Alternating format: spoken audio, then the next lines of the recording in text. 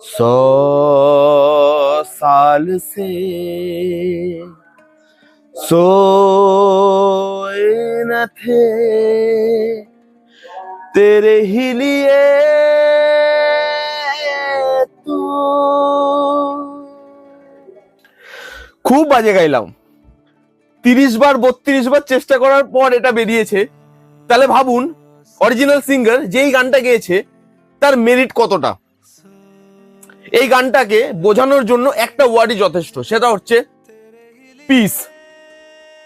আপনি যেখানেই থাকুন, যেভাবেই থাকুন, যতটা খারাপ মুডেই থাকুন না কেন, অরিজিৎ সিং এই সিঙ্গারটার একটা গান অথবা একটা লাইন অথবা একটা নোটই যথেষ্ট আপনার সমস্ত মুডকে ভালো করে দেওয়ার জন্য। ও রোমিওর নতুন গান হাম তো তেরে হি লিয়ে থে লিখেছে গুলজার, মিউজিক দিয়েছে বিশাল ভারদ্বাজ, গিয়েছে অরিজিৎ সিং। এই গানটা কি ছিল বস? এটা কি শুনলাম?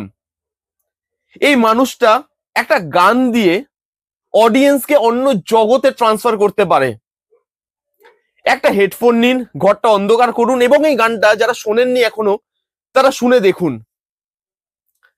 আপনি বুঝতে পারবেন যে আপনি একা আছেন এই দুনিয়াতে। চারপাশে যতই আপনার কোলাহল থাকুক তারা নেই, তারা জাস্ট ভ্যানিশড।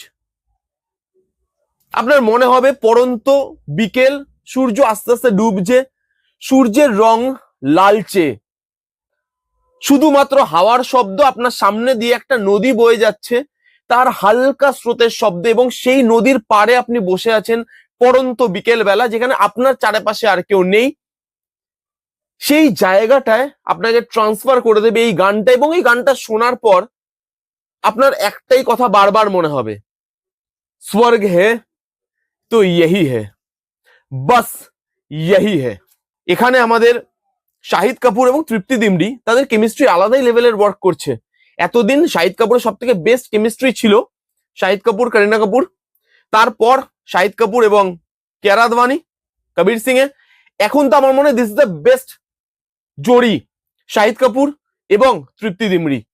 এদের কেমিস্ট্রি আলাদা লেভেলে গিয়ে ওয়ার্ক করছে। যেরকম ভাবে পিকচারাইজেশন করা, যা ভিজুয়াল, যেরকম কালার টোন, যেরকম মিউজিক, যেরকম গান, যেরকম লিরিক্স। আর গুলজার সাহেব, এই মানুষটা যখন লেখে, যখন পেন ধরে, কিছু কামালই করে। জানি না সেটা কি করে, এখানে থেকে যায় জিনিসটা বারবার। আপনারা কারা কারা শুনেছেন, আপনাদের কাদের কি মনে হয়েছে এই গানটা নিয়ে, তারা প্লিজ কমেন্ট করে জানাবেন। এবং এরকমই ধরনের বিভিন্ন ভিডিও পেতে গেলে এই চ্যানেলটাকে এক্ষুনি সাবস্ক্রাইব করে নিন।